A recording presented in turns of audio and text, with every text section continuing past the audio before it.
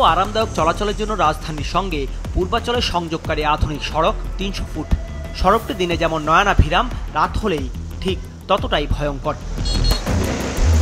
Office শেষে স্ত্রীকে সাথে নিয়ে অটোরিকশায় ৩০০ ফুট সড়ক ধরে বাসায় ফিরছিলেন রাকেশ দাস।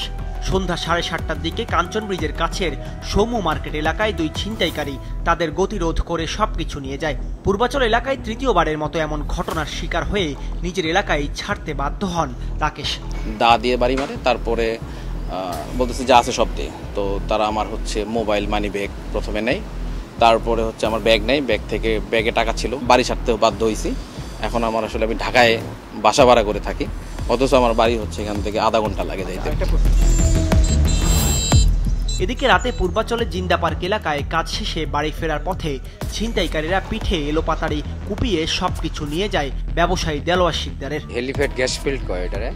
এইখানে আমার 4টা কলা গাছ ফালাইয়া পরে মোটরসাইকেল আটকায়া আমার কাছ থেকে 4000 টাকা নিচ্ছে।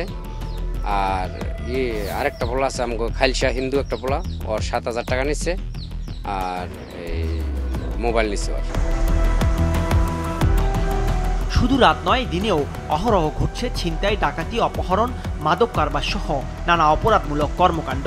রিক্সা চালানো অবস্থায় রানিংয়ে মোটরসাইকেল এবং প্রাইভেট থেকে ছিনতাই হয়। প্রাইভেট কার এসে ওনার যে আমার মহিলা যাত্রী ছিল গাড়িতে, ব্যাগ টান দেওয়ার পরে যাত্রী সহ পড়ে গেছে, প্লাস আমার গাড়িও উল্টে গেছে। এখানে নিরাপত্তা তো নাই, যেহেতু রাস্তা, এখানে তো আপনি ইচ্ছা করলেও একজনের হেল্প পাবেন না, কেউ দাঁড়াবে না। বেশিরভাগ হেকিম চত্বরে, তারপরে যে সামনে আরেকটা চত্বরে, এইটাই এই দুইটা চত্বরের আশেপাশে এইসব ঘটনাগুলো ঘটে। ৩০০ ফিটের এই জায়গাটির নাম পিংলান চত্বর। কিছুদিন আগেও ঠিক এই জায়গা থেকে পুলিশ একটি মরদেহের খণ্ডাবিশেষ উদ্ধার করে। এই পুরো পিংলান চত্বরে সিসিটিভি তো নেই, এমন অনেক জায়গা রয়েছে যেখানে নেই ল্যাম্পপোস্টও। এতে প্রায়ই ঘটছে অপরাধমূলক কর্মকাণ্ড, কিন্তু থাকছে না সেসবের কোনো রেকর্ড। পুরো এই ৩০০ ফিট এলাকায় এমন 7 থেকে 8টি অপরাধের হটস্পট রয়েছে, যেখানে ছিনতাই, ডাকাতি সহ ঘটছে মার্ডারের মতো ঘটনাও। স্থানীয়রা বলছেন, আইনশৃঙ্খলা বাহিনীর টহল জোরদার থাকলেও নিয়ন্ত্রণে আনা যাচ্ছে না এসব এলাকার অপরাধ। পুলিশের পরিসংখ্যান অনুযায়ী পূর্বাঞ্চলের খিলক্ষেত থানায় গত 1 বছরে মামলা হয়েছে মাত্র 4টি। আর রূপগঞ্জ থানায় এসব ঘটনায় গত 1 বছরের মামলার পরিসংখ্যান পাওয়া যায়নি।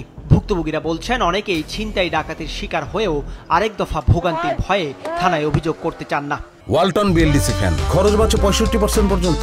ওয়ালটন বিএলডিসি ফ্যান ছড়ায় স্বস্তির সবুজ হাওয়া।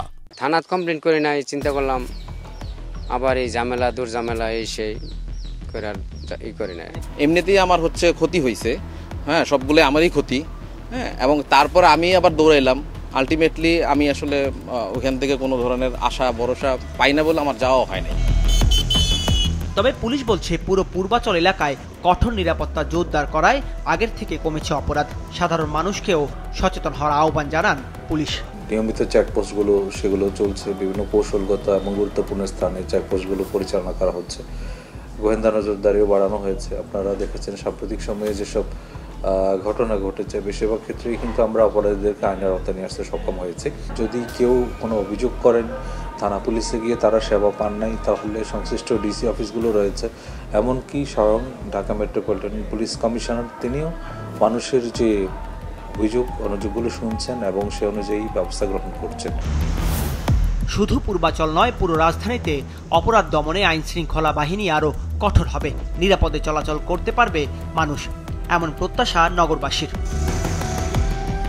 দাউদ হাসান, মাছরাঙা সংবাদ, ঢাকা।